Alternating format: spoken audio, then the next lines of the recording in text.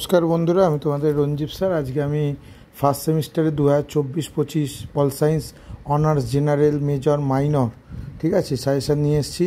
তোমরা আগের বারে দেখেছো যে সাজেশান পুরো 100% কমন ছিল অনার্স এবং মাইনর মেজর জেনারেলে, ঠিক আছে। সেরকমই আমি খুব কম কোশ্চেন যাতে পড়ে পাস করা যায় তোমাদের জন্যে, ফার্স্ট সেমিস্টারে যারা নতুন স্টুডেন্ট আছো, ছাত্রছাত্রী আছো। দেখো, রাজনীতি বলতে কী বোঝো, রাজনীতির বৈশিষ্ট্য প্রকৃতি আলোচনা করো, খুব ইম্পর্টেন্ট কোশ্চেন।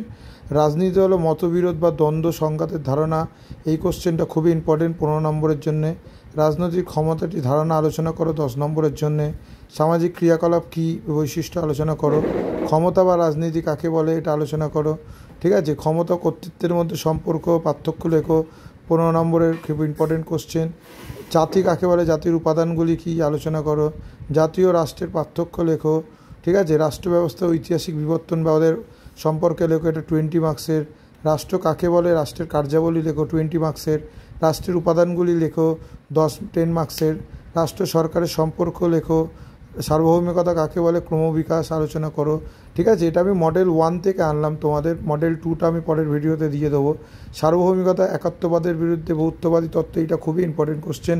এই কোশ্চেনগুলো তোমরা করো, 100% কমন আসবে। এখন থেকেই তোমরা রেডি করা শুরু